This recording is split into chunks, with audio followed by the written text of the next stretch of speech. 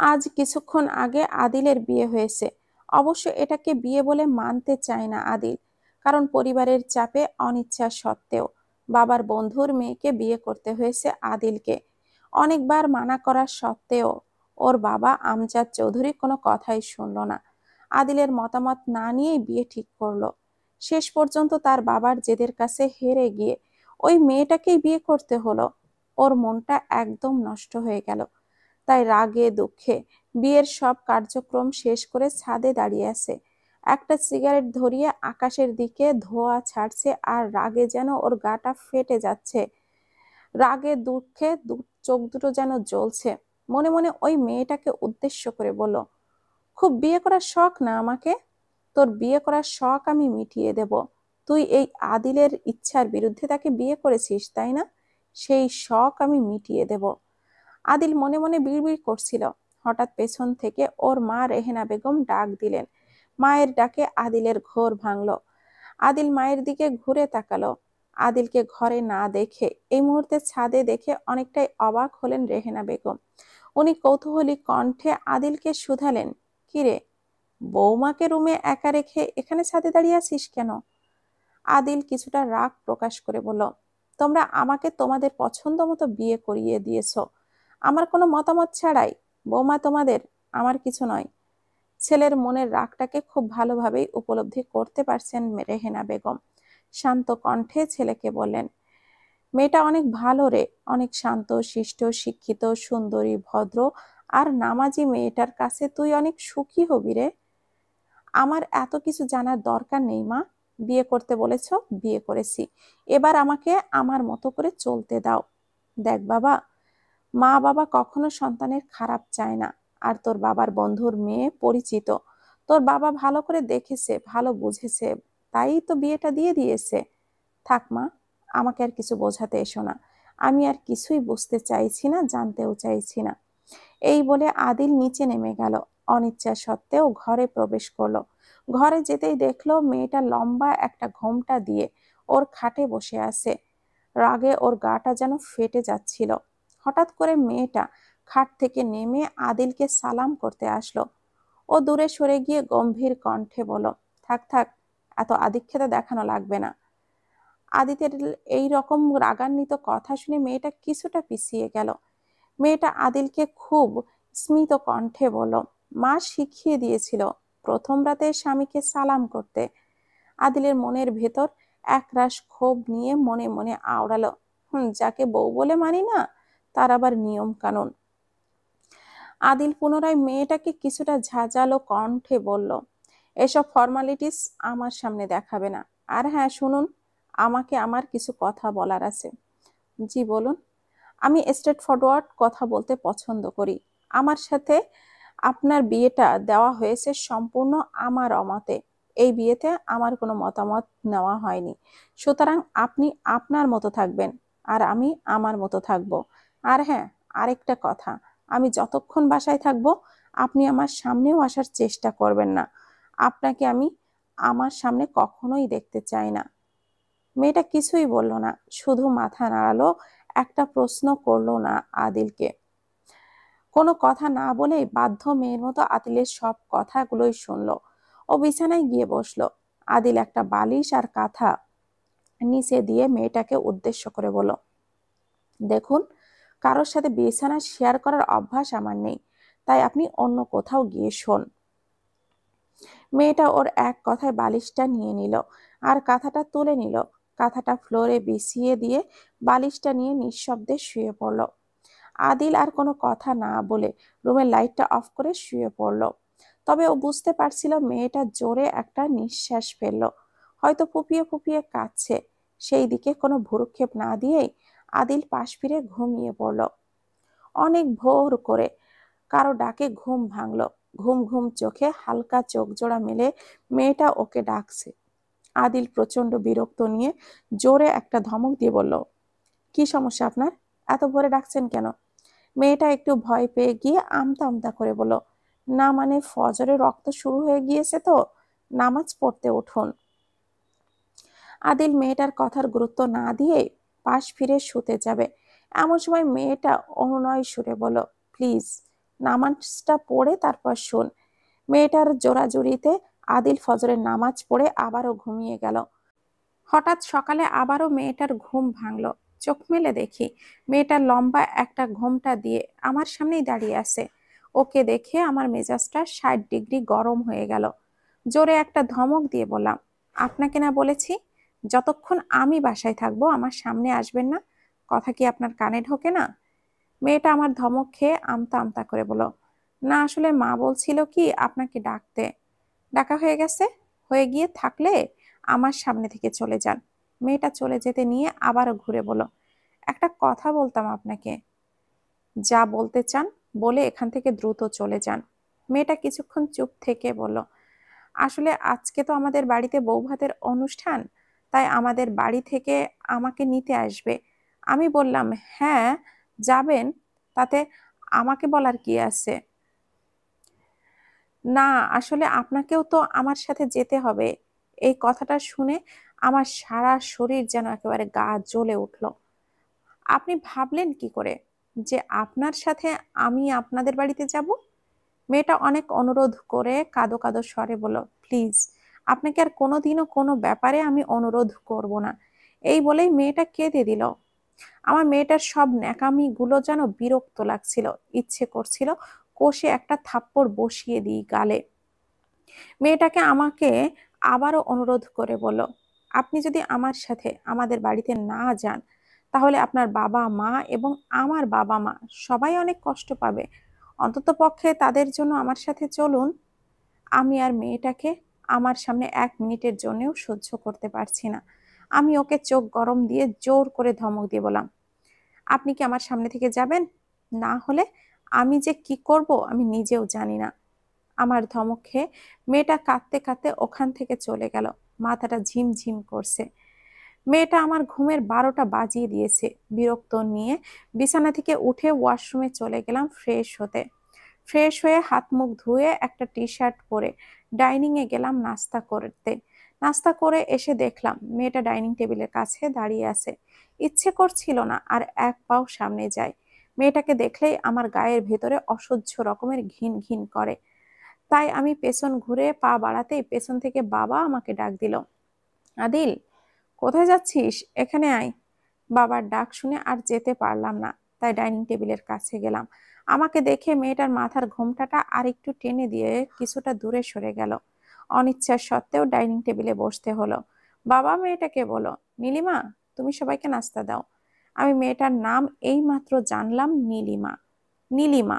বাবা আর মায়ের প্লেটে নাস্তা তুলে দিয়ে আমার দিকে এক নজর তাকালো। আমার বিরক্ত লাগছে। বাবা আর মায়ের সামনে আছে, তাই পারছি না উঠে যেতে, আর না পারছি কিছু বলতে। নীলিমা আমার প্লেটে খাবার দিচ্ছে না দেখে বাবা নীলিমাকে বলো, কি হলো নীলিমা, আদিলের প্লেটে নাস্তা দাও। নীলিমা ভয়ে ভয়ে আমার প্লেটে নাস্তা দিল। আমি বাবা মায়ের সামনে ওর হাতে দেওয়া নাস্তাটা উঠিয়ে রাখতে পারছি না। হঠাৎ করে বাবা নীলিমাকে বলে উঠল, নীলিমা তুমিও আদিলের পাশে বসো, বসে নাস্তা করে নাও। এই কথা শুনে আমার ইচ্ছে করছিল ওখান থেকে উঠে চলে যায়। নীলিমা প্রথমে আমার পাশে বসতে চায়নি। বাবা জোর করে আমার পাশে নীলিমাকে বসালো। ওকে আমার পাশে বসতে দেখে আমার মেজাজটা খিটখিটে লাগছে। কিন্তু বাবা মার সামনে, বিশেষ করে বাবার সামনে আছে বলে কিছুই করতে বা বলতে পারলাম না। তাই বাধ্য হয়ে নাস্তা খেতে শুরু করলাম। আজ নাস্তাটা মুখে নিয়ে মনে হচ্ছে নাস্তার স্বাদটা একটু অন্যরকম লাগছে। তাই মাকে জিজ্ঞাসা করলাম, মা আজকে তোমার রান্নার স্বাদটা মনে হচ্ছে একটু অন্যরকম লাগছে। হ্যাঁ রে, তুই ঠিকই ধরেছিস, আজকে তো আমি নাস্তা বানাইনি। তাহলে? আজকে নীলিমা নাস্তা বানিয়েছে, ওর রান্না তো তোর কাছে ভালো লেগেছে তাই না? খাবারটা যেন আমার গলার নিচে নামতে চাইলো না। বাকি খাবারটা প্লেটে রেখে পানি খেয়ে নিয়ে মাকে বললাম, মা ছোটবেলা থেকেই আমি তোমার হাতের রান্না খেয়ে অভ্যস্ত। আমি তোমার ছাড়া আর কারোর হাতের রান্না খেতে পারবো না। দয়া করে রান্নাটা তুমি করো আমার জন্য।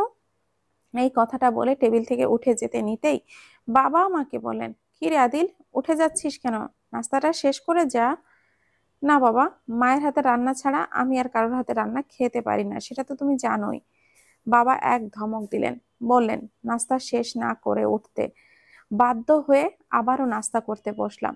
কোনো রকমে নাস্তা শেষ করে আমি রুমে আসলাম। রুমে এসে একটা সিগারেট ধরালাম।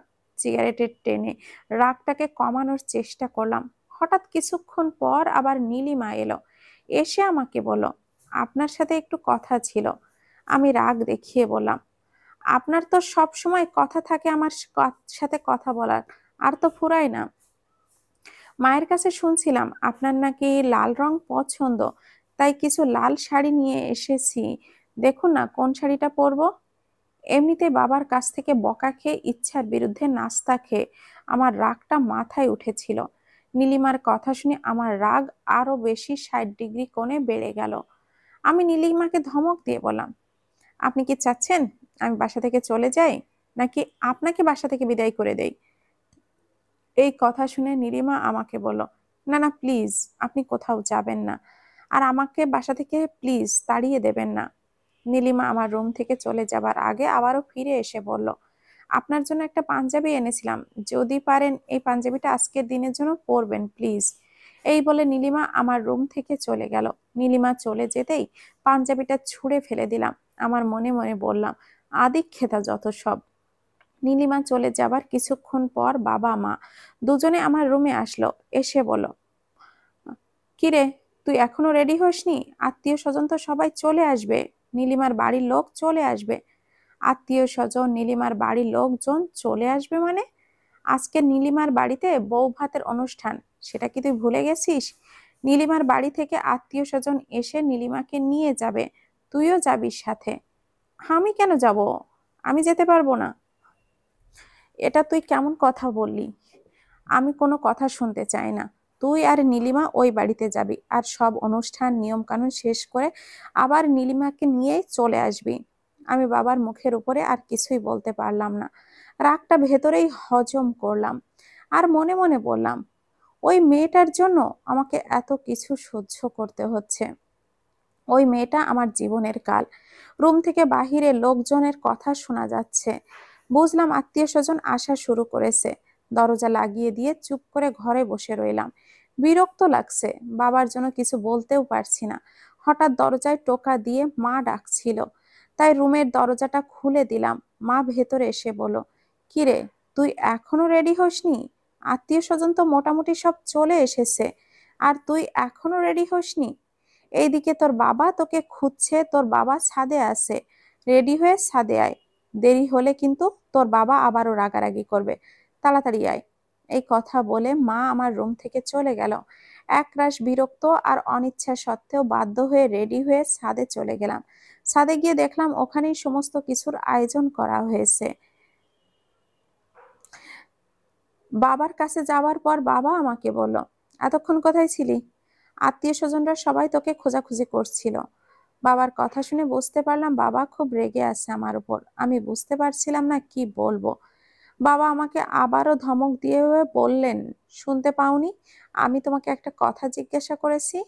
বাবার ধমক খেয়ে আমি বাবাকে আমতা আমতা করে বললাম, না আসলে বাবা ঘুম পেয়েছিল তো, তাই ঘুমিয়ে গিয়েছিলাম। এই অবেলায় আবার কিসের ঘুম? আর একটা কথা বলতে তোমার এত সময় লাগে? বাবা, আমি কিছু বলতে যাব, তখনই বাবা আমাকে বলল, শোনো, তোমার বন্ধু বান্ধবরা এসেছে, ওরা তোমাকে খুঁজছিল। ওদেরকে তো আমি গতকালকের অনুষ্ঠানের কথা কিছুই বলিনি, তাহলে ওরা কিভাবে জানলো? আমি ওদেরকে বলেছিলাম আজকে আসতে। বাবা আমাকে ছাদের এক পাশে আঙ্গুল নিয়ে দেখিয়ে বললেন, ওই যে ওইদিকে যাও, নীলিমার বাড়ি থেকে লোকজন এসেছে, নীলিমার ছোট বোন নিশিও এসেছে, ওরা সবাই ওই দিকেই আছে, ওদের সাথে আগে দেখা করো, কথা বলো, কুশলাদি বিনিময় করো, আর ওদেরকে সময় দাও, তারপরে বন্ধুদের সাথে দেখা করো। বিয়ের দিন তো ওনাদের সবার সাথে আমার দেখা হয়েছে, কথা হয়েছে, তাহলে এখন কেন আবার আলাদা করে দেখা করতে হবে, কথা বলতে হবে? বাবা আমার দিকে একটু বিরক্ত নিয়েই তাকিয়ে বলে, তুমি এখন ওই বাড়ির জামাই, তোমার সব সময় ওদের সাথে প্রয়োজন মতো দেখা করতে হবে, কথা বলতে হবে। মনে রেখো তুমি এখন একা নও, তোমার সাথে একটা মেয়ের জীবন জড়িয়ে আছে, তাই সেভাবেই নিজেকে তৈরি করো। এই বলে বাবা চলে যাচ্ছিলেন, পরেক্ষণেই আবার আমার দিকে ফিরে বললেন, আমি যা বলেছি সেটা করো। আর শোনো, ওখানে অনেক মুরব্বী মানুষ আছেন, ওদেরকে অবশ্যই সালাম দেবে, সম্মান করবে। এবার যাও, ওখানে যাও, আমার আর সহ্য হচ্ছে না। একে তো আমার অমতে বিয়ে দিয়েছে জোর করে, দ্বিতীয়ত আমি মেয়েটাকে কিছুতেই মেনে নিতে পারছি না, তার উপরে আবার এই সব। ইচ্ছে করছে এখান থেকে পালিয়ে যায়, কিন্তু পরেক্ষণেই ভাবলাম তো মেয়েরা, আমি তো মেয়ে নই, আমি ছেলে, তাহলে কি করে মেয়েদের মতো করে পালাবো? হঠাৎ আমার ফোনে একটা কল আসলো। ফোনের শব্দে আমার ঘোর ভাঙলো। পকেট থেকে ফোনটা বের করে দেখি একটা আননোন নাম্বার থেকে কল এসেছে। কলটা রিসিভ করতেই ওপাশ থেকে একটা মেয়ে সালাম দিয়ে বলল, আসসালামু আলাইকুম, আমি নীলিমা। আশ্চর্য, আমি তো ওকে আমার নাম্বার দেইনি, তাহলে নাম্বার পেলো কার কাছ থেকে? মনে মনে ভাবলাম, অবশ্যই মায়ের কাছ থেকে নিয়েছে। অসভ্য রকমের বেহায়া একটা মেয়ে, এত পরিমাণে তুচ্ছ তাচ্ছিল্য করছি, এরপরেও আমার কাছাকাছি আসার চেষ্টা করছে। আপনি কি শুনতে পাচ্ছেন না আমার কথা? আপনার কথায় এই জীবনেও কখনো ফুরাবে না। না শুনে কি কোনো উপায় আছে? কি বলবেন দ্রুত বলেন, আমার সময় নেই। আমি তো প্রায় রেডি হয়ে গিয়েছি, শুধু শাড়িটা পরা বাকি আছে। আপনি এই কথাটা বলার জন্য আমাকে ফোন দিয়েছেন? না, আসলে একটা কথা জিজ্ঞাসা করার জন্য আপনাকে ফোন দিয়েছিলাম। আপনি এত ন্যাকামি কিভাবে করেন বলেন তো? যা বলার দ্রুত বলেন, না হলে আমি ফোনটা কেটে দিলাম। প্লিজ ফোনটা কাটবেন না। আসলে আপনাকে ফোন দিয়েছিলাম সকালে, যে পাঞ্জাবিটা আপনাকে দিয়েছিলাম সেটা কি আপনি পরেছিলেন? না পরিনি। আপনি ভাবলেন কি করে যে আপনার দেওয়া কিছু যে আমি পরবো? আমার যেটা পছন্দ আমি সেটাই পরি, আমি কারোর পছন্দ মতো চলি না। কথাটা শুনে নীলিমা একটা দীর্ঘশ্বাস ফেলে কিছুক্ষণের জন্য চুপ হয়ে গেল। দেখুন, আমার এত ন্যাকামি আর নাটক ভালো লাগে না, আমি ফোন কাটলাম। তখন নীলিমা বলল, আচ্ছা শুনুন, একটা কথা। উফ, বিরক্তিকর। কি সমস্যা, কি আপনার কি হয়েছে বলুন? তাহলে আপনি কি কি কালার ড্রেস পরছেন? আমি একটা ঝাড়ি দিয়ে পড়লাম। আমি কোন ড্রেস পরি খালি গায়ে এসেছি, আপনার কোনো সমস্যা? এই বলে ফোনটা কেটে দিলাম। মনে মনে বাবাকে বলতে লাগলাম, বাবা, তুমি কি এই দেশে আর মেয়ে খুঁজে পেলে না? একটা বেহায়া মেয়ে আমার ঘাড়ে ঝুলিয়ে দিলে। এই বলে ওখানে একটা চেয়ারে বসে পড়লাম। হঠাৎ পরেক্ষণে মনে পড়লো, বাবা তো বলেছিল ওই বাড়ির লোকের সাথে দেখা করতে, কথা বলতে। কথাটা মনে পড়তেই অসম্ভব পরিমাণে বিরক্ত নিয়ে ওরা যেই দিকে আসে ওই দিকে চলে গেলাম। গিয়ে দেখলাম মুরব্বির মতো কয়েকজন বসে আছে। আমি সবাইকে গিয়ে সালাম দিলাম। ওনারা সবাই আমাকে দেখে খুশি হলো। বুঝতে পারলাম ওনাদের একজন আমাকে জিজ্ঞাসা করলো, বাবা, তুমি কেমন আছো? জি, আলহামদুলিল্লাহ ভালো আছি। আপনারা সবাই কেমন আছেন? তারা সবাই ভালো আছে। কিছুক্ষণ কথাবার্তা বলে ওখান থেকে চলে আসতে যাব, তখনই দেখা হলো নীলিমার ছোট বোন নিশি আর নিশির কিছু বান্ধবীদের সাথে। আমার সাথে দেখা হতেই নিশির ছোট বোন ওর বলল, আরে দুলা ভাই, কেমন আছেন? এই শাকচুন্নি থেকে রেহাই পেয়েছি আর এক শাকচুন্নি এসে হাজির। ইচ্ছে করছিল মেয়েদের মতো জোরে জোরে চিৎকার করে কাঁদি আর বলি, বাপরে, আমারে রেহাই দে, আমি আর পারছি না এই শাকচুন্নিদের নিয়ে থাকতে। অনিচ্ছা সত্ত্বেও বললাম, হ্যাঁ ভালো আছি, তুমি ভালো আছো? হ্যাঁ দুলা ভাই, ভালো আছি। দুলা ভাই, বিয়ের দিন তো আপনার সাথে তেমন ছবি তোলার সুযোগ পাইনি, আসেন আপনার সাথে আমি আর আমার বান্ধবীরা মিলে কয়েকটা ছবি তুলি। মনে মনে ভাবলাম, চাচা, আপন প্রাণ বাঁচা। ওরে আদিল, এখান থেকে এখনই ভাগ। ফোনটা পকেট থেকে বের করে নিশিকে বললাম, আমার একটা ফোন এসেছে। এই বলে ফোনটা কানে নিয়ে হ্যালো হ্যালো করতে করতে ওর কাছ থেকে দূরে চলে এলাম। ছাদের এক কোনায় এসে মনে মনে বললাম, ওরে আদিল, অনেক বাঁচা বেঁচে গেছিস। হঠাৎ পেছন থেকে আমার বন্ধু রাহাতের গলা পেলাম। পেছনে ঘুরে দেখলাম আমার বন্ধু রাহাত সহ আমরা আরো দুইজন তিনজন বন্ধু দাঁড়িয়ে আছে। আমি রাহাত আর বন্ধুদের সাথে কোলাকুলি করলাম। বন্ধুরা সবাই মিলে একটা টেবিলে যেয়ে বসলাম। আমার বন্ধু রাহাত বলে উঠল, আদিল দোস্ত, ভাবি কিন্তু অনেক সুন্দর রে। আর দেখে মনে হলো অনেক শিক্ষিত, অনেক নম্র ভদ্র। আমার আর বাকি বন্ধুরা রাহাতের কথার সাথে সায় দিল। আমি মনে মনে বললাম, তোদের মুন্ডু আর আমার মাথা আর ঘোড়ার ডিম। হঠাৎ আমার বোন মায়া আমাকে পেছন থেকে ডাক দিল। আমি আপুর কণ্ঠ শুনে পেছনে ফিরে তাকালাম। আপু বিয়ের দিন অনেক বেশি অসুস্থ থাকায় বিয়েতে আসতে পারেনি। একটু সুস্থ হওয়াতেই আজকেই আসলো। আপুকে দেখে খুশিতে আমার চোখ মুখ উজ্জ্বল হয়ে উঠল। আপুকে বললাম, আপু তোর এখন শরীরের কি অবস্থা, ভালো আছিস? হ্যাঁ ভালো আছি। আমি আপুর সাথে সুমন ভাইকে দেখতে পেলাম না, তাই আপুকে জিজ্ঞাসা করলাম, আপু ভাইয়া কোথায়? ভাইয়াকে যে দেখতে পাচ্ছি না, ভাইয়া কি আসেনি? না রে, এসেছে, ওইদিকে আব্বু আম্মুর সাথে কথা বলছে। নীলিমা কেমন আছে রে? বিয়ের দিন অসুস্থতার জন্য আসতে পারিনি, ওকে দেখার আমার খুব ইচ্ছে ছিল। অনেক ছোটবেলায় ওকে আমি দেখেছিলাম আঙ্কেলের বাসায় যখন গিয়েছিলাম। ও আগে থেকেই অনেক পরিবর্তন হয়ে গেছে, তাই না রে? অনেক সুন্দর হয়েছে মনে হয়, আগের থেকে অনেক সুন্দরই ছিল। আমি আপুর কথায় মনে মনে বিরক্ত নিয়ে বললাম, আল্লাহ জানে কি জাদু করেছে এই মেয়েটা আমার পুরো পরিবারকে। সারাক্ষণ খালি সবাই নীলিমা নীলিমা আর নীলিমা। আপু আমাকে চুপ থাকতে দেখে বলো, কিরে কথা বলছিস না যে? আমি বললাম, আপু তুমি যখন এসেছো নিজের চোখেই দেখো, আমার কাছ থেকে এসব আর কি শুনবে? আপু আমাকে কিছু বলতে যাবে, তখনই দুলাভাই আসলো, এসে বলল, কি শালা বাবু, কেমন আছো? আমি মনে মনে বললাম, আমার আর ভালো থাকা। একটা মলিন হাসি দিয়ে দুলাভাইকে বললাম, হ্যাঁ দুলাভাই ভালো আছি, আপনি কেমন আছেন? আমি তো ভালো আছি, আর তোমার তো এখন অনেক বেশি ভালো থাকার কথা, কিন্তু মুখটা মলিন কেন তোমার? আমি দুলাভাইয়ের কথা শুনে বললাম, কেন দুলাভাই, আগের থেকে আরো বেশি ভালো থাকবো কেন? আমি তো আগের থেকেই ভালো আছি। আরে বোঝো না কেন, এখন তো নতুন বিয়ে করেছো, সবকিছু এখন রঙিন রঙিন, এখন আরো বেশি ভালো থাকার কথা না? ভেবেছিলাম দুলাভাইটা আমার দলে, এখন দেখছি দুলাভাইটাও নীলিমার দলে। দুলাভাই আপনার চাকরি কেমন চলছে? হ্যাঁ ভালোই। আমার আপুর হাজবেন্ড একটা ন্যাশনাল কোম্পানিতে ম্যানেজার পোস্টে চাকরি করে। পারিবারিকভাবেই আমার আপুর সাথে সুমন ভাইয়ের বিয়ে হয়েছিল।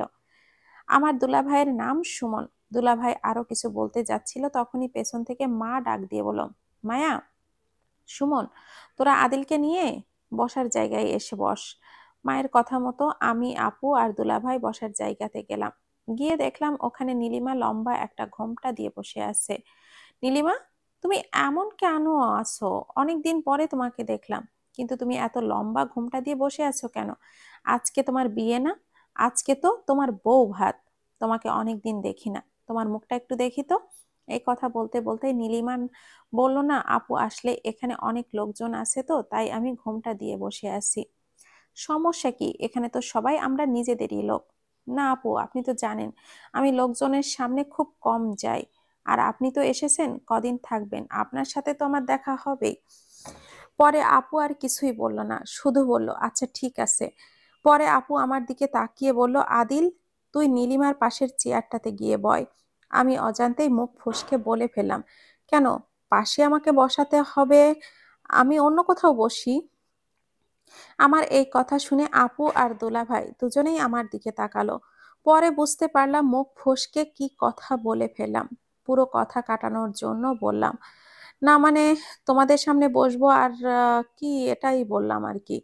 আমার কথা শুনে আপু দুলাভাই দুজনেই হেসে ফেললো। আমার মনে হচ্ছিল নীলিমাও হয়তো মুচকি মুচকি হাসছে। বাধ্য হয়ে নীলিমার পাশে এসে আমাকে বসতে হলো।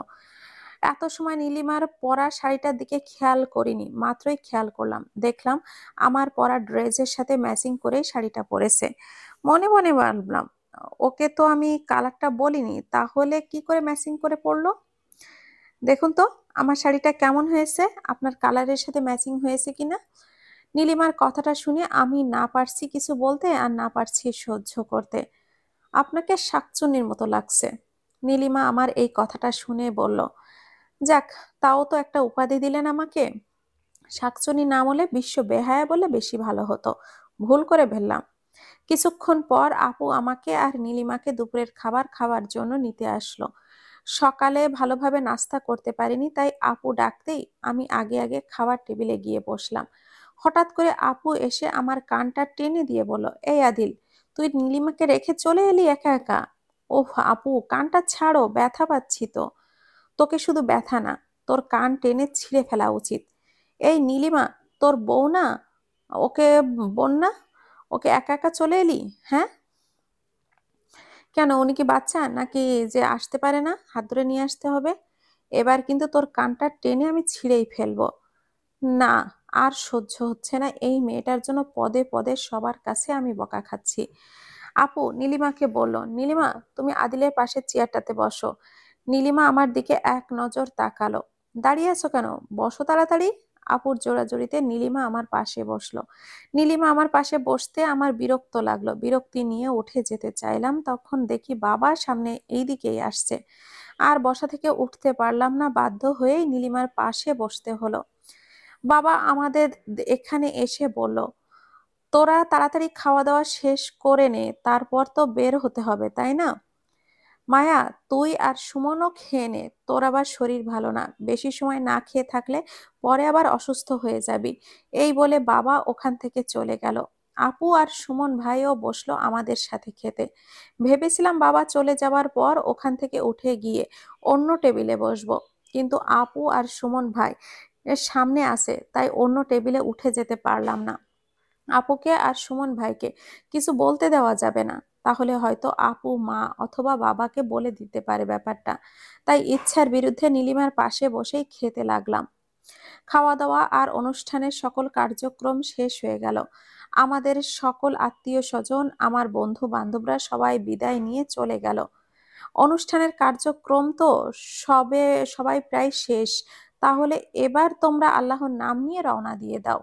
বাবা নীলিমাকে বলল, নীলিমা মা তুমি সবকিছু গোছগাছ করে নিয়েছো তো? হ্যাঁ বাবা, আমি সবকিছু নিয়েছি। বাবা উনি মনে হয় ব্যাগ গোছাতে ভুলে গিয়েছিলেন, তাই আমি ওনার ব্যাগটাও গুছিয়ে নিয়ে এসেছি। এই কথা শুনি আমি আকাশ থেকে পড়লাম, আর ওর দিকে তাকিয়ে মনে মনে বললাম, ও কি করে জানলো যে আমাকেও যেতে হবে? তার উপরে আবার আমার জিনিসপত্রে হাত দিয়েছে, আমার ব্যাগ গুছিয়েছে। কত বড় সাহস মেয়েটার! সত্যি একটা বিশ্ব বেহায়া মেয়ে, শুধু বেহায়া না, শাকচুন্নিও। শাকচুন্নির মতো আমার পেছনে লেগে আছে। নীলিমার বাড়ির আত্মীয় স্বজন, নীলিমার ছোট বোন আমাদের কাছে এলো। নীলিমার সম্পর্কে এক খালা, বাবা আর মায়ের কাছে এসে সালাম দিয়ে বলল, তাহলে বিআই সাহেব, বিয়ান সাহেবা, আপনাদের তো এখন রওনা দিতে হবে। বাবা সালামের উত্তর দিয়ে বলল, হ্যাঁ বিয়ান সাহেবা, আপনারা সামনের দিকেই আগান, আমরা ওই দিকেই নিয়েই আসছি। আমার এক মুহূর্ত আর ইচ্ছে হচ্ছিল না এখান থেকে সামনের দিকে এক পা আগায়, কিন্তু কি করার, বাবা আছে, কিছু বলতেও পারছি না আর না পারছি করতে। মুখ বুজে সহ্য করা ছাড়া আমার আর কোনো উপায় নেই। হঠাৎ করে আপু আমার কাছে এসে বাবাকে বলল, আব্বু তোমরা সবাইকে নিয়ে আমার সামনে আগাও, আমার একটু আদিলের সাথে কথা আছে, আমি কথাগুলো ওকে বলে নিয়ে তারপর আসছি। ঠিক আছে, তাড়াতাড়ি আয়, আমরা তাহলে আগালাম। আপু আমাকে অন্যদিকে টেনে নিয়ে গিয়ে বলল, আদিল তোর সাথে আমার একটু কথা আছে। হ্যাঁ আপু বলো। আচ্ছা একটা কথা বলতো আমাকে। কি কথা আপু বলো। আচ্ছা আদিল, তুই কি নীলিমাকে বিয়ের আগে কখনো দেখেছিস? না আপু, নীলিমাকে কখনো দেখিনি। বিয়ের আগেও কি ওর ছবি দেখিসনি? না আপু, দেখা হয়নি। বাবা আমাকে ছবি দিয়েছিল, কিন্তু আমি ছবিটা দেখিনি। বাবা পছন্দ করেছে, বাবার পছন্দের বাবার বন্ধুর মেয়েই তো, তাই আর দেখিনি। কেন দেখলি না? তোর তো দেখা উচিত ছিল। আমি মনে মনে বললাম, বিয়ে করার কোনো ইচ্ছেই ছিল না, জোর করে আমার অমতে বিয়ে দিয়েছে, সেখানে ছবি দেখার তো কোনো প্রশ্নই আসে না। পরক্ষণেই আপু বলল, আসলে আমার একটু কেমন যেন লাগছে নীলিমাকে। কেমন লাগছে মানে বুঝলাম না। না মানে নীলিমা তো অনেক চঞ্চল টাইপের, কিন্তু হঠাৎ করে এত শান্ত হয়ে গেল কি করে? আর নীলিমার গলার কণ্ঠটাও মনে হচ্ছে যেন আমার অপরিচিত লাগছে। ওর সাথে তো আমার প্রায় সময় ফোনে কথা হতো, কিন্তু ওর কণ্ঠটা কেন যেন আমার এখন অপরিচিত অপরিচিত লাগছে। নাকি অসুস্থতার জন্য এমন লাগছে আমি বুঝতে পারছি না, নাকি এটা আমার মনের ভুল তাও বুঝতে পারছি না। যাকে আমার পছন্দ না তাকে নিয়ে আমার কোনো ইন্টারেস্ট নেই আপু। আর আপু কি মাথা মুন্ডু বলছে আমি কিছুই বুঝতে পারছি না। আচ্ছা চল, সবাই মনে হয় আমাদের জন্য অপেক্ষা করছে। আমি আপুকে অনুসরণ করে আপুর সাথে গেলাম। কি রে মায়া, কত কথা বলা লাগে তোর? এত কথা ছিল, পরে কথা বলা যেত না? কতক্ষণ ধরে দাঁড়িয়ে আছি, যেতে হবে তো নাকি? আর এখন রওনা না দিলে তাহলে তো যেতে যেতে অনেক রাত হয়ে যাবে। আব্বু তুমি সবাইকে গাড়িতে উঠতে বলো, আমি নীলিমার সাথে একটু কথা বলে নেই। ওরা আসতে আসতে যদি আমি আবার বাসায় চলে যাই, তাহলে তো আবার অনেক দিন পরে দেখা হবে। আচ্ছা তাড়াতাড়ি কর মা, দেরি করিস না। আচ্ছা আব্বু।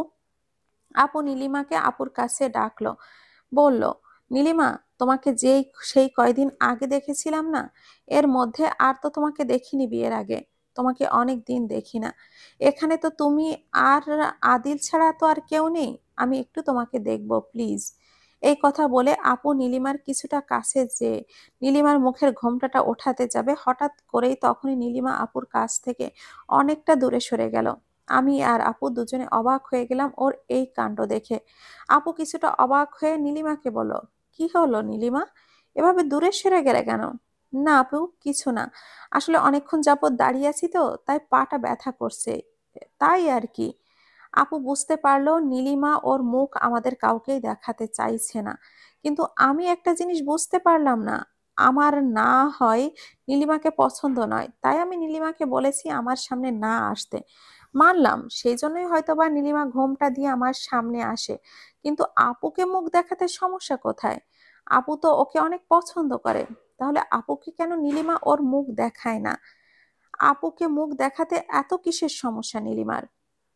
পরেক্ষণেই আপু বলল, আচ্ছা, বুঝতে পেরেছি। তুমি মনে হয় লজ্জা পাচ্ছ। আচ্ছা ঠিক আছে, একটু লজ্জা ভাঙুক, পরে না হয় মুখ দেখিও। আপু আবারও নীলিমার কাছে একটু এগিয়ে গিয়ে নীলিমার হাত ধরে বলল, আচ্ছা ঠিক আছে, সাবধানে যেও। আর পৌঁছে আমাদেরকে ফোন দিও। পরেক্ষণেই আপু বলে উঠল, আচ্ছা নীলিমা, তোর না ডান হাতের ওপরে একটা তিল ছিল, সেই তিলটা কোথায়? নীলিমা আপুর কথাটা শোনার সাথে সাথে এক টানে হাতটা সরিয়ে নিল। আপু বলল, কি হলো নীলিমা, কোনো সমস্যা কি? না না আপু, কোনো সমস্যা না। তিল বলতে আসলে আমার মনে হয় তিল তো উঠে গেছে। আমি নীলিমার কথা শুনে মনে মনে ভাবলাম, এ জীবনে প্রথম শুনলাম তিল উঠে যেতে। আসলে বাবা মায়ের কাছ থেকে দুটো দিন দূরে আছি তো, তাই তাদেরকে দেখার জন্য মনটা ছটফট করছে আর কি। আমি নীলিমার কাণ্ডগুলো হা হয়ে দাঁড়িয়ে দেখছিলাম, কিন্তু কিছুই বুঝতে পারছিলাম না কি হচ্ছে, আর আপু কি সব বলছে, আর নীলিমা কি বলছে। তবে এটা বুঝতে পারছিলাম যে নীলিমা কিছু একটা লুকাতে চাইছিল। আপু আরো কিছু বলতে যাবে, তখনই বাবা আপুকে থামিয়ে দিয়ে বলো, আহ মায়া, থামো তো, পরে কথা বলো। ওরা এখন রওনা দিক। ওরা তো 2-3 দিন পরেই চলে আসবে। তো আবার তখন আসলে ইচ্ছা মতো গল্প করো। আপু আর কিছু বলল না, শুধু বলল, আচ্ছা ঠিক আছে আব্বু। সবার কাছ থেকে বিদায় নিয়ে যে যার মতো করে গাড়িতে উঠলো। বাবা আমাকে আর নীলিমাকে একই গাড়িতে উঠে পাশাপাশি বসতে বলল। আমি বিড়বিড় করে বললাম, কি, আমাকে এখানে বসতে হবে? বাবা আমার কথা ঠিক শুনতে না পেয়ে আমাকে বলল, আদিল তুমি কিছু বললে? বাবার দিকে তাকিয়ে আমি কিছুই বলতে পারলাম না। কথা ঘুরিয়ে নিয়ে বললাম, না বাবা, কিছু বলিনি। এই সব কিছুই আমার ইচ্ছার বিরুদ্ধে বাধ্য হয়ে করতে হচ্ছে। মনের রাগটাকে মনের ভিতরে চাপা দিয়ে নীলিমার পাশে বসতে বাধ্য হলাম। সবার কাছ থেকে বিদায় নিয়ে গাড়ি ছেড়ে দিল। আমার কিছু ভালো লাগছে না, ইচ্ছে করছিল গাড়ি থেকে লাফ দিয়ে বাহিরে চলে যায়। হঠাৎ আমার নীলিমার শাড়িটার দিকে আবারও চোখ গেল। এত কিছুর মাঝে ভুলেই গিয়েছিলাম কথাটা। পরেক্ষণেই আবারও ভাবলাম, আমি আমার ড্রেসের কালারটা না বলা সত্ত্বেও নীলিমা কিভাবে ম্যাচিং করে পড়লো। নীলিমা আমাকে বলল, এত মনোযোগ দিয়ে কি দেখছেন? নীলিমার কথায় আমার ঘোর ভাঙলো। আমি উত্তর দিয়ে বললাম, কি দেখছি মানে? আপনাকে আমি আবার কি দেখবো? আর আপনাকে দেখারই বা কি আছে? আমি কিছুই দেখছি না। আপনি আমার শাড়িটার দিকে তখন থেকে তাকিয়েছিলেন, এখনো তাকাচ্ছেন। আমি হয়তো বুঝতে পেরেছি আপনি কি ভাবছেন। তো শুনি, আপনি কি বুঝতে পেরেছেন আমি কি ভাবছি? আপনি হয়তো ভাবছেন আপনি না বলার সত্ত্বেও আপনার ড্রেসের সাথে কিভাবে ম্যাচিং করে শাড়ি পরলাম। আমি কিছু বললাম না, চুপ করে রইলাম। আমি তো এটাই ভাবছিলাম মনে মনে। তাই আর বলার কিছুই রইলো না আমার। আসলে আপনি যখন রুম থেকে বেরিয়ে ছাদে যাচ্ছিলেন, তখন আমি লুকিয়ে এক নজর আপনাকে দেখেছিলাম। তখনই আপনার ড্রেসের কালারটা আমি দেখেছি। আর তাই কালারের সাথে মিলিয়ে আমি এই কালারের শাড়িটা পরেছি। তাহলে আবার ন্যাকামি করে আমাকে ফোন দিয়ে জিজ্ঞাসা করলেন কেন যে আপনার দেওয়া পাঞ্জাবিটা পরেছি কিনা? আপনার সাথে একটু কথা বলার জন্য। দেখুন, আমার এত নাটক আর ন্যাকামি ভালো লাগে না। আর হ্যাঁ, কালারের সাথে কালার মিলিয়ে পড়লেই মনের মিল হয়ে যায় না, এটা মনে রাখবেন। আপনি আমার স্বামী, আমি আপনার স্ত্রী। স্বামী স্ত্রীর মনের মিল একদিন না একদিন অবশ্যই হবে। আর আপনার সব দিকে সবকিছু খেয়াল রাখাটা স্ত্রী হিসাবে আমার দরকার, আমার কর্তব্য। গায়ে মানে না আপনি মোড়ল, দেখতে চাচ্ছেনটা কি? নীলিমা আমার কথার প্রেক্ষিতে আর কিছুই বলল না। শরীর কিছুটা ক্লান্ত থাকায় কখন যে গাড়ির মধ্যে ঘুমিয়ে পড়লাম বুঝতে পারলাম না। হঠাৎ আমার মাথাটা কারোর কাঁধে আবিষ্কার করলাম। চোখ মেলে তাকাতেই দেখলাম আমার মাথাটা নীলিমার কাঁধে। সঙ্গে সঙ্গে আমার মাথাটা নীলিমার কাঁধ থেকে সরিয়ে নিয়ে বললাম, এ কি, আপনি আমার এত কাছাকাছি এসেছেন কেন? আর আমার মাথাটা আপনার কাঁধে কি করে গেল? আসলে আপনি হঠাৎ ঘুমিয়ে পড়েছিলেন তো, আর ঘুমের মধ্যে আপনি বারবার হেলে দুলে পড়ে যাচ্ছিলেন। তাই আপনার মাথাটা আমার কাঁধে দিয়েছি যাতে করে আপনি একটু ভালোভাবে ঘুমাতে পারেন। আমি পড়ে যাই আর না যাই, যা ইচ্ছা হোক, আপনাকে সেটা দেখতে বলিনি। নেক্সট টাইম কোনো অজুহাত আমার কাছাকাছি আসার চেষ্টা করবেন না। নীলিমা কিছুই বলল না, শুধু আস্তে করে আমার কাছ থেকে দূরে সরে গেল। আমার আর ভালো লাগছে না, সব মিলিয়ে আমি বিরক্ত হয়ে গেছি। আমার মনটা যেন এখন মুক্তি চাইছে। বাবা নিজের জেদ বজায় রাখতে আমার জীবনটাই এলোমেলো করে দিল। একটাবারের জন্য আমার কথার কোনো গুরুত্ব দিল না, একটাবারের জন্যও আমার কথা ভাবলো না। আমার পক্ষে এভাবে সারাটা জীবন কাটানো সম্ভব নয়। যাকে আমি এক মুহূর্তের জন্যও মনে জায়গা দিতে পারছি না, মেনে নিতে পারছি না, তার সাথে সারাটা জীবন থাকাটা আমার পক্ষে অসম্ভব। আমার লাইফস্টাইল আর ওই মেয়ের লাইফস্টাইল এক নয়। আমি আমার মতো করে আমার নিজের লাইফস্টাইল অনুযায়ী একটা মেয়েকে বেছে নিতে চেয়েছিলাম, কিন্তু আমার সব আশা, সব চাওয়া বাবা শেষ করে দিল। কথাগুলো ভাবতে ভাবতে নীলিমাদের বাড়ির সামনে চলে এসেছে। গাড়ি থেকে নামতেই নীলিমার বাবা আমাদেরকে এগিয়ে নিতে আসলো। আমি নীলিমার বাবাকে সালাম দিলাম। উনি সালামের উত্তর নিয়ে জিজ্ঞাসা করলেন, বাবা কেমন আছো? আমি বললাম, জি আলহামদুলিল্লাহ ভালো আছি, আপনি কেমন আছেন? ভালো আছি। বাড়ির গেটের সামনে যেতেই নীলিমার মা আমাকে আর নীলিমাকে কিছু নিয়ম কানুন পালন করে আমাদেরকে বাড়ির ভিতরে ঢোকালো। ঘরে ঢুকেই আমি নীলিমার মাকে সালাম দিলাম। উনি সালামের উত্তর দিয়ে আমার আর আমাদের বাড়ির সবার কুশলাদি জিজ্ঞাসা করলেন। আমি বললাম, জি আমরা ভালো আছি, শুধু ভালো নেই আমি। উনি হঠাৎ করে নীলিমাকে নিশাত বলে ডাকলেন। আমি ভাবলাম হয়তোবা ভুল শুনেছি, কিন্তু না, উনি আবার নিশাত বলেই ডাকলেন। ডেকে জিজ্ঞাসা করলেন কেমন আছে। আমি ভাবলাম মানুষের দুইটা নাম থাকতেই পারে, তাই কোনো গুরুত্ব দিলাম না। নীলিমার মা আমাকে সোফায় বসতে বলে কিছুটা নাস্তা পানি দিয়ে দিল। আমার কিছুই খেতে ইচ্ছে করছিল না, তারপরও ভদ্রতার খাতিরে কিছু খেলাম। তারপর উনি নিশিকে ডাক দিলেন। ডাক দিয়ে বললেন আমাকে নিশাতের রুমে নিয়ে যেতে। আবারও উনি নীলিমাকে নিশাত বললেন। নিশির সঙ্গে সঙ্গে মাকে বলল, মা তুমি কি নিশাত নিশাত করছো? নীলিমার মা একটু ঘাবড়ে গেল, থতমত খেয়ে বলল, তাড়াহুড়োয় মাঝখান দিয়ে কি বলে ফেলেছি খেয়াল করিনি, তুই জামাইকে নীলিমার ঘরে নিয়ে যা। আমি ভাবলাম উনির হয়তোবা ভুল হয়েছে, তাই গুরুত্ব দিলাম না। নীলিমার রুমে যাওয়ার সময় দেখলাম তার পাশে একটা রুম আছে, কিন্তু ওই রুমে তালা মারা। আমি ওই রুমের সামনে একটু থেমে নিয়ে বললাম, ওইটা কার রুম? নিশির রুমটার দিকে তাকিয়ে অন্যমনস্ক ভাবে বলল, ওটা নীলিমা আপুরই রুম। আমি নিশির কথা শুনে ওর দিকে তাকিয়ে বললাম, এটা নীলিমার রুম হলে তাহলে তুমি ওই দিকটায় কোথায় যাচ্ছ? আমার কথায় নিশির ঘোর ভাঙলো। মনে হলো নিশি একটু ঘাবড়ে গেছে। নিশি আমার দিকে তাকিয়ে বলল, না না দুলাভাই কিছু না, বেখেয়ালে কি থেকে কি বলে ফেলেছি, বাদ দেন। ওটা কারোর রুম না, আপনি আসেন, আপনাকে আমি নীলিমা আপুর রুমে নিয়ে যাই। আমি কিছুই বুঝতে পারছি না কি হচ্ছে, ওরা কি বলছে। আবার মায়া আপু আসার সময় কি বলল নীলিমাকে, কিন্তু নীলিমা এড়িয়ে গেল। সব জানো আমার মাথার উপর দিয়ে যেন চলে যাচ্ছে। ওই রুমটার দিকে একটু তাকিয়ে আমি নিশির সঙ্গে নীলিমার রুমে চলে গেলাম। নিশি আমাকে রুমে রেখে রুম থেকে চলে গেল। রুমে বসে বসে ভাবলাম বাবাকে একটা ফোন দিয়ে জানিয়ে দিই আমরা এসে পৌঁছেছি। তাই ফোনটা পকেট থেকে বের করে বাবাকে ফোন দিলাম। বাবা ফোনটা ধরে বলল, কিরে তোরা কি পৌঁছে গেছিস? টেনশন হচ্ছিল আমার। কেন কোনো ফোন না পেয়ে ভেবেছিলাম আমি এখন ফোন দিব, আর তুই ফোন দিলি। বাবাকে বললাম, আমরা ভালোভাবেই পৌঁছে গেছি কিছুক্ষণ আগে। আমি বাবাকে বললাম, বাবা একটা কথা জিজ্ঞাসা করতাম তোমাকে। হ্যাঁ বল, কি কথা? আচ্ছা নিশাতকে, এই নামে কি তুমি কাউকে চেনো? নিশাত নামে কি ওদের কোনো পরিচিত বা বোন আছে? আমার এই কথা শুনে বাবা চুপ করে গেল। কি হলো বাবা, চুপ করে আছো যে, কিছু বলছো না যে? এটা আবার কেমন কথা জিজ্ঞাসা করলি তুই? বাদ দে সব কথা, শ্বশুরবাড়িতে গিয়েছিস, ওদের সাথে কথাবার্তা বল, ওদেরকে সময় দে। এই বলে বাবা আমার ফোনটা কেটে দিল। আমাকে আর কিছু বলার সুযোগ দিল না। বুঝলাম না কি হচ্ছে, তবে আমার কেন যেন একটু মনে খটকা লাগছে। পরে ভাবলাম আগামীকালকে মায়া আপুকে ফোন দিব, মায়া আপু অবশ্যই জানবে। আমাকে নীলিমার রুমে রেখে নিশি চলে গেল। আমি একা একা নীলিমার রুমে বসে আছি। একটু পরে নীলিমা রুমে আসলো। এসে আমাকে বলল, শুনছেন?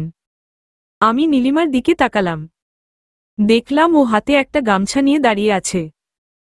গামছাটা আমার দিকে এগিয়ে দিয়ে নীলিমা বলল, গামছাটা নিন, হাতমুখ ধুয়ে আসুন, ফ্রেশ লাগবে। আমি নীলিমার হাত থেকে গামছাটা নিয়ে ওয়াশরুমে যেতে নিয়ে আবার নীলিমার দিকে ঘুরে বললাম, আপনাকে একটা কথা বলার ছিল। আমার এই কথাটা শোনার পর দেখলাম নীলিমা অনেক খুশি মুখে আগ্রহ নিয়ে আমার দিকে তাকালো আর বলল, জি জি বলুন, কি বলবেন। সেদিকে কোন গুরুত্ব না দিয়ে আমি বললাম, আচ্ছা নিশাতকে বলুন তো। নীলিমা আমার কথায় উত্তরে তড়িঘড়ি করে বলল, আপনি নিশাত নামটা কার কাছ থেকে শুনলেন?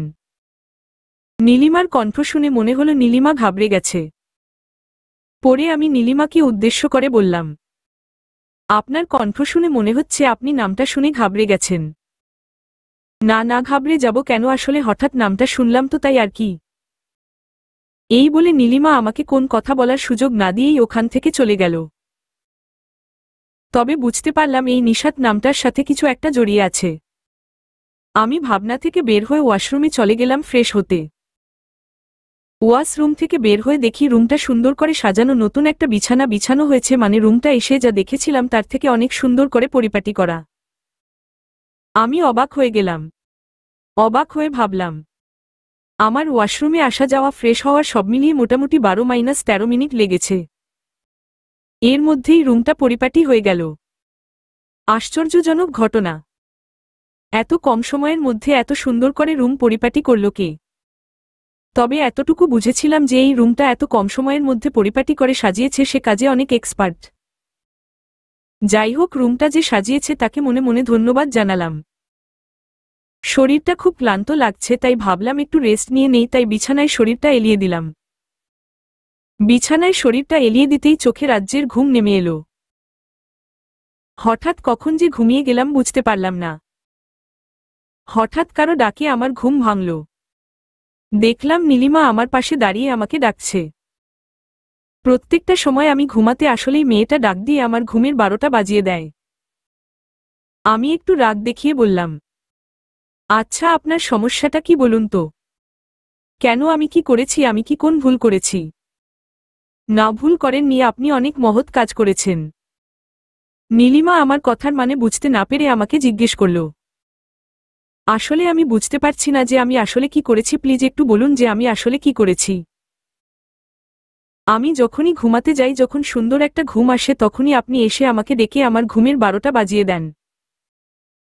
আচ্ছা, আমাকে ঘুম থেকে ডেকে তোলা ছাড়া কি আপনার আর কোন কাজ নেই? আপনি সারাক্ষণ কি অপেক্ষায় থাকেন কখন আমি ঘুমাবো, কখন আর কখন আপনি এসে আমার ঘুমটা ভাঙাবেন? প্লাস না, আসলে মা রাতের খাবার খাওয়ার করার জন্য ডাকছিল। মা বলল আপনি নাকি সন্ধ্যায় তেমন কোন নাস্তা করতে পারেননি, তাই ভাবলাম তাহলে আপনাকে ডেকে নিয়ে যাই, হয়তোবা আপনার ক্ষুধা পেয়েছে। বিরক্তি নিয়ে বললাম, দেখুন, ক্ষুধা পেলে আমি অবশ্যই নিজে থেকেই খেতে যেতাম। আপনাকে আমাকে ডাকতে আসতে হতো না। না এসে তো দেখলাম আপনি ঘুমাচ্ছেন, আর ঘুমের ঘরে তো মানুষের ক্ষুধা পেলেও তো সেটা কেউ বুঝতে পারে না, তাই আপনাকে ডাকলাম। তো দেখতেই যখন পেয়েছেন আমি ঘুমাচ্ছিলাম, আমাকে একটু শান্তিতে ঘুমাতে দিতেও কি আপনার সমস্যা হচ্ছিল? এমনিতেই তো আমার জীবনের সকল শান্তির 12টা বেজে গেছে। ঘুমের মধ্যে একটু শান্তি খুঁজে পাই আপনার জন্য, সেই শান্তিটাও আমার কপালে নেই। এই বলে ফ্রেশ হতে ওয়াশরুমে চলে গেলাম। ফ্রেশ হয়ে এসে দেখি বিছানার উপর সেই পাঞ্জাবি আর পায়জামাটা রাখা। পাঞ্জাবি আর পায়জামাটা দেখে আমার খুব রাগ হলো। বুঝতে পারলাম এটা কার কাজে, কাজটা নীলিমার। তখন এই পাঞ্জাবিটাই পরতে বলেছিল, আমি পরিনি, তাই এখন আবার রেখে গেছে পরার জন্য। আমি কোনোদিনও ওর দেয়া এই পাঞ্জাবিটা পরব না। বাসা থেকে আমি আমার যা জামা কাপড় নিয়ে এসেছি তাই পরব। ব্যাগটা খুলতেই আমি তো অবাক। দেখলাম ব্যাগের ভিতরে একটা জামা কাপড়ও আমার না, সবগুলো জামা কাপড়ই নতুন নতুন। বুঝতে পারলাম না আমার জামা কাপড় কোথায় গেল আর এইগুলো কোথা থেকে আসলো। পরক্ষণেই বুঝতে পারলাম আমার ব্যাগ তো আমি গুছাইনি, নীলিমা গুছিয়েছে, তাহলে এটা নীলিমারই কাজ। নীলিমাদের বাড়িতে এসেছি তাই কিছু বলতেও পারছি না, ওকে আর ডাকতেও পারছি না, তাই বাধ্য হয়ে সেই পায়জামা আর পাঞ্জাবিটাই পরতে হলো। পাঞ্জাবি আর পায়জামাটা পরে ডাইনিংয়ে গেলাম খেতে। নীলিমার দিকে আমার চোখ পড়ল, বুঝলাম ঘোমটার ভিতর থেকে ও আমাকে দেখছে। আমাকে ডাইনিংয়ে দেখার পর নীলিমার মা বলল, এসো বাবা এসো, খাবার দিতে একটু দেরি হয়ে গেল, আসলে লোকজন ছিল তো বাসায়, ওদের বিদায় করতে করতে লেট হয়ে গেল, কিছু মনে করো না। না না, সমস্যা নেই। ডাইনিং টেবিলে বসতেই আমি অবাক হয়ে গেলাম। ডাইনিংয়ের সমস্ত খাবারগুলোর দিকে তাকিয়ে দেখলাম ডাইনিং টেবিলের সমস্ত খাবারগুলো আমার পছন্দের খাবার। আমি তো নীলিমাকে এই পর্যন্ত আমার পছন্দের খাবার, পছন্দের কালারের কথা কিছুই বলিনি, তাহলে ও এত সব জানছে কিভাবে? পরেই আবার ভাবলাম হয়তোবা মা আর নয় বাবার কাছ থেকে শুনেছে, তাই তেমন আর কোন গুরুত্ব দিলাম না। নীলিমার মা নীলিমাকে আবার নিশাত বলে ডাকল। আমি খেয়াল করলাম ওখানে উপস্থিত সবাই এই নামটা শুনেই কেমন জানি চমকে গেল। পরক্ষণে নীলিমার মা নীলিমাকে উদ্দেশ্য করে বাবা বলে উঠল, জামাইকে খাবার দে। আমি এতক্ষণ নীলিমার দিকে খেয়াল করিনি। দেখলাম নীলিমা এখানে লম্বা একটা ঘোমটা দিয়ে দাঁড়িয়ে আছে। মনে মনে ভাবলাম, আমার বাসায় ঘোমটা দিয়ে থাকে হয়তো বা লজ্জা পায় আর না হয় আমার কথা রাখতে, কিন্তু নিজের বাসায়ও ঘোমটা দিয়ে কেন আছে? পরে আবার ভাবলাম হয়তোবা আমি আছি, আমার কথা রাখতে ঘোমটা দিয়ে আছে। তাই আর এই ব্যাপারটা গুরুত্ব না দিয়ে খেতে শুরু করলাম। খাবার মুখে দিতেই নীলিমার মা বলে উঠল, খাও বাবা, লজ্জা পেও না, আজ নিশাত নিজের হাতে রান্না করেছে। আবারও উনি নীলিমাকে নিশাত বলে ডাকল। পরক্ষণে নিশি ওর মাকে বলে উঠল, মা তুমি থামো, আর কোন কথা বলো না। নীলিমার মা হয়তোবা নিশির এই কথার অর্থ বুঝতে পারল, তাই একটু থতমত খেয়ে বলল, বাবা তোমার কি আর কিছু লাগবে? নীলিমা তুই দেখ জামাইয়ের কিছু লাগে কিনা, কিছু লাগলে দে। এই কথা বলে উনি রান্নাঘরের দিকে চলে গেল। উনি চলে যেতে নিশি ওনার পিছনে পিছনে গেল। বেশ কিছুক্ষণ পরে নিশি আর নিশির মা ডাইনিং টেবিলের কাছে এলো। আমি উনার দিকে খেয়াল করে দেখলাম উনার চোখ দুটো লাল হয়ে আছে। মনে হয় হয়তোবা অনেকক্ষণ কেঁদেছে। রান্নাঘরে এমন কি হলো আর নিশিই বা এমন কি বলল যে উনি কাঁদল?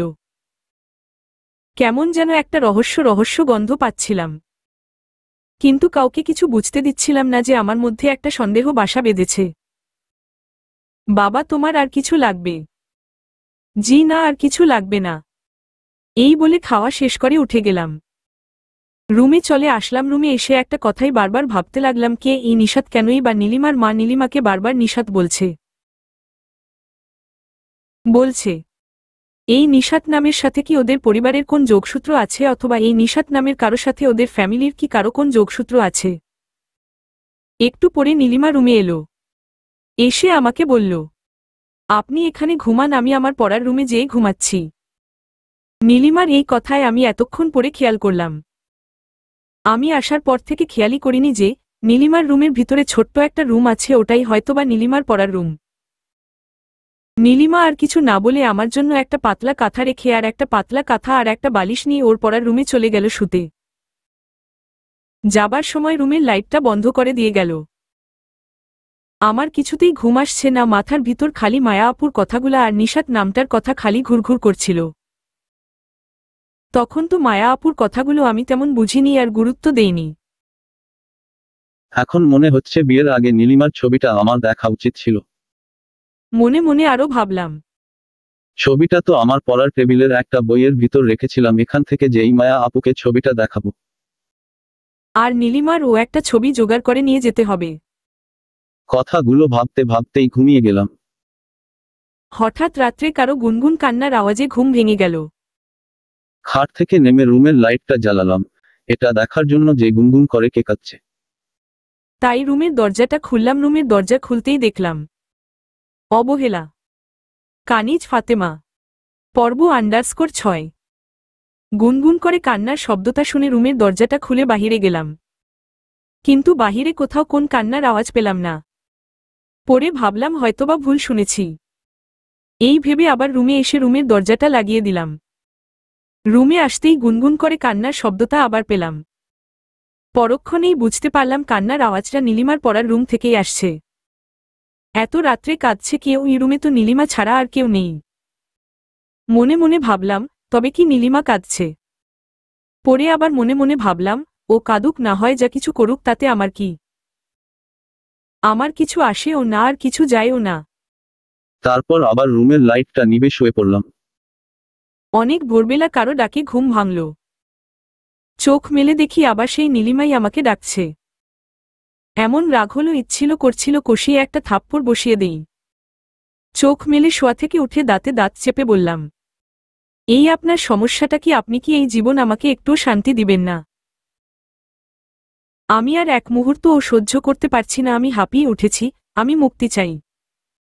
নীলিমা ওকে শান্ত গলায় বলল, শুনুন, রাগ করবেন না প্লিজ, আমি আসলে আপনাকে ফজরের নামাজ পড়ার জন্য ডেকেছিলাম।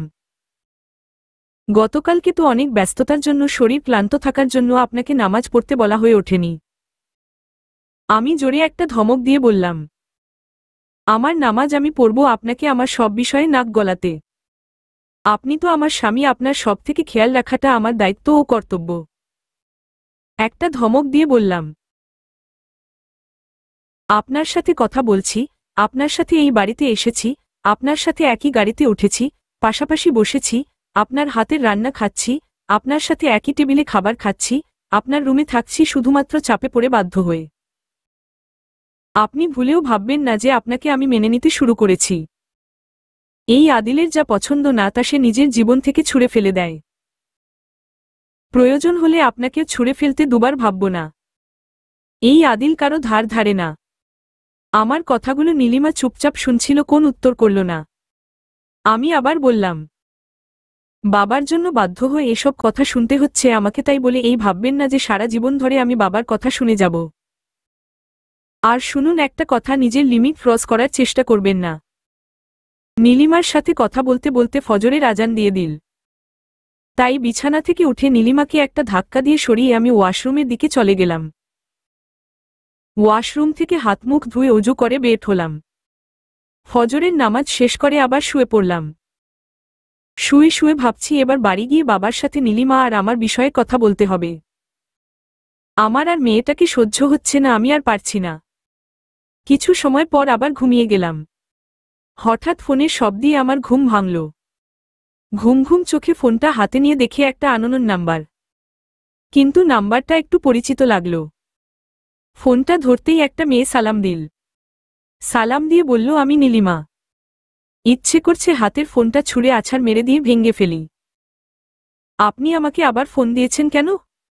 অনেক সকাল হয়ে গেছে, উঠুন, উঠে হাত মুখ ধুয়ে ফ্রেশ হয়ে নাস্তা করতে আসুন। আমি একটা কথাও না বলে ফোনটা কেটে দিলাম। ফোনটা পিছনের উপর আছাড় মেরে ফেলে দিয়ে ওয়াশরুমে চলে গেলাম ফ্রেশ হতে। ফ্রেশ হয়ে নাস্তা করতে গেলাম। গিয়ে দেখলাম নাস্তার টেবিলে সবাই আমার জন্য অপেক্ষা করছে। নিশি আমাকে দেখে বলল, দুলাভাই তাড়াতাড়ি আসেন, আপনার জন্য না খেয়ে অনেকক্ষণ বসে আছি, খুব ক্ষুধা পেয়েছে। বিড়বিড় করে বললাম, আমি না খেয়ে থাকতে বলেছি নাকি? নিশা আমার কথাগুলো ঠিকমতো শুনতে পেল না। তাই জিজ্ঞেস করল, দুলাভাই কিছু বললেন নাকি? আমি বললাম না। আর এই দুলাভাই দুলাভাই কথাটা শুনতে শুনতে আমি বিরক্ত হয়ে গেলাম। তাই নিশিকে বললাম, নিশি তুমি আমাকে আদিল ভাই বলেই ডেকো। নিশি একটু দুষ্টামি ছলে বলল, কেন দুলাভাই দুলাভাই ডাকটা শুনতে কি খুব খারাপ লাগে? তখনই নিশিকে থামিয়ে দিয়ে ওর বাবা বলল, আহ নিশি থামো, বেশি কথা বলো না, আদিল যখন বলেছে আদিল ভাই ডাকতে তুমি আদিল ভাই ডেকো, সমস্যা কোথায়? আর শোনো, সম্পর্কটা হচ্ছে মনের ব্যাপার, ডাকের ব্যাপার না। এই বলে নীলিমার বাবা আমাকে বলল, জামাই তুমি খাও। এই জামাই জামাই শুনতে ও আর আমার ভালো লাগছিল না। তাই ওনাকে বললাম, আমাকে আপনারা আদিল বলেই ডাকতে পারেন। আচ্ছা সমস্যা নেই, তোমাকে যেই নামে ডাকলে তুমি খুশি হবে আমরা তোমাকে সেই নামেই ডাকব। আর তোমার নাম ধরে তো আমরা ডাকতেই পারি, তুমি তো আমাদের ছেলেরই মতো। আর আমার তো কোন ছেলে নেই, তুমি না হয় এখন থেকে আমার ছেলেই হয়ে থাকবে। মনে মনে বললাম। বলতে বললাম নাম ধরে ডাকতে আর ছেলে বানিয়ে দিল। এই পুরো পরিবারটার ন্যাকামি আর নাটকের কোন শেষ নেই। আমার আর এখানে থাকতে একটা মুহূর্তও ইচ্ছা করছে না। তাই নাস্তার টেবিলে নীলিমার বাবাকে বললাম, মানে বলছিলাম তাহলে আজকে আমি চলে যাই। আজকে কেন চলে যাবে, আরো 2-1 দিন থাকো, আবার কবে আসতে পারো? পরক্ষণেই নিশি বলে উঠল, দুলাভাই। আবার দুলাভাই ডাকটা শুনে একটু বিরক্ত নিয়ে নিশির দিকে তাকালাম। নিশি আমার তাকানোটা দেখে বুঝতে পেরে বলল, সরি সরি আদিল ভাই, আপনি চলে যাবেন মানে আপুকে নেবেন না সাথে? পরক্ষণে নিশিকে ওর বাবা থামিয়ে দিয়ে বলল, আহ নিশি, তুমি বড্ড বেশি কথা বলো, ও যাওয়া মানেই তো নীলিমা যাওয়া, বুঝো না কেন? তারপর ওর বাবা আমার দিকে তাকিয়ে বলল, কি আদিল বাবা, আমি ঠিক বলেছি তো? আমি কিছু বললাম না, চুপ করে রইলাম। নীলিমার মা বলল, তোমরা কি শুধু কথাই বলবে, নাস্তা করবে না? নাস্তা তো ঠান্ডা হয়ে যাচ্ছে। কথা পড়ে বলো, এখন আদিলকে নাস্তা করতে দাও। আর তোমরাও তাড়াতাড়ি নাস্তা সেরে নাও। নাস্তা করছি আর ভাবছি, যেভাবেই হোক না কেন নীলিমাকে আমি এই বাড়িতেই রেখে যাব, আমার সাথে ওকে আর নেব না। নীলিমা নামক নামটা কে আমার জীবন থেকে আমাকে মুছে দিতেই হবে। তা না হলে আমার এই জীবনে আর ভালো থাকা হবে না। নিজের মতো করে নিজের জীবনটাকে সুন্দর করে সাজিয়ে নিতে হবে। ভাবতে ভাবতে নাস্তা শেষ করলাম। নাস্তা করে রুমে আসলাম। রুমে বসে বসে ভাবতে লাগলাম, না আর সহ্য করা যায় না। যতদিন যাবে তত নীলিমা আমার কাছাকাছি আসার চেষ্টা করবে, আমার মন জয় করার চেষ্টা করবে। নীলিমার পরিবারের সাথে আমার পরিবার আরও ঘনিষ্ঠ হবে।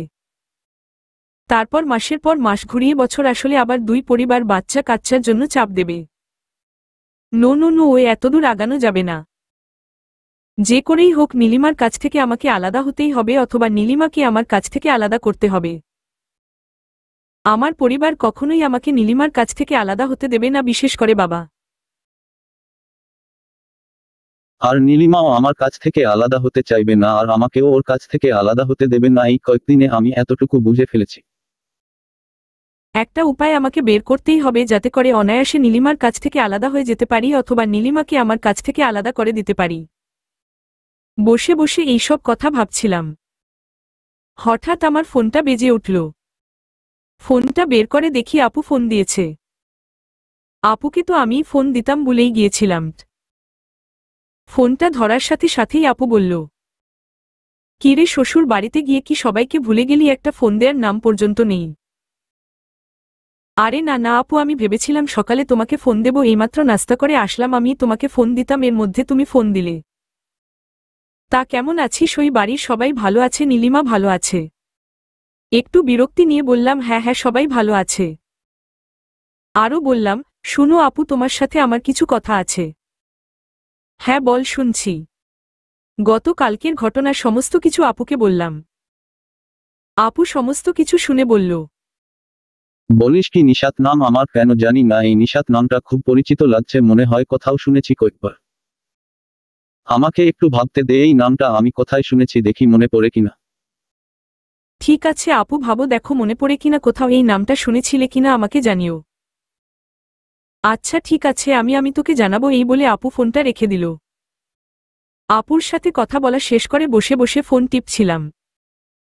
হঠাৎ নিশি রুমের সামনে এসে বলল, আদিল ভাই, আমি কি ভিতরে আসতে পারি? আমি ওকে দেখে হাত থেকে ফোনটা একপাশে রেখে দিয়ে বললাম, আসো, ভেতরে আসো। আদিল ভাই, আপনার সাথে একটু কথা ছিল। হ্যাঁ বলো, কি বলবে? জানি না আমার এই কথাগুলো বলা ঠিক হবে কিনা, তারপরও বলছি। নিশি কাদো কাদো স্বরে বলল, আমার আপুটা অনেক ভালো।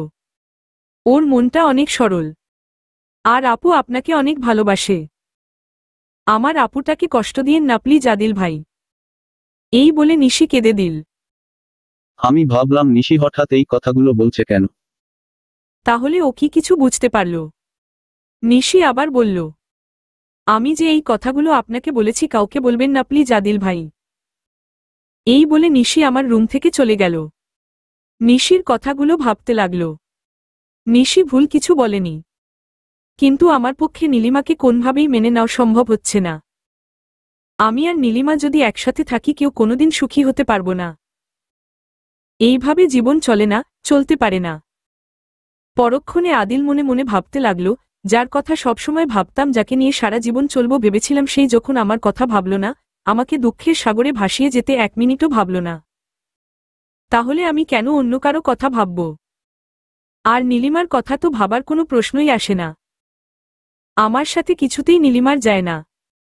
ওকে কিছুতেই আমি মেনে নিতে পারছি, আর ভবিষ্যতে ও মেনে নেওয়া আমার পক্ষে সম্ভব না। তাই আমাদের আলাদা হয়ে যাওয়াটাই উচিত। চলবে।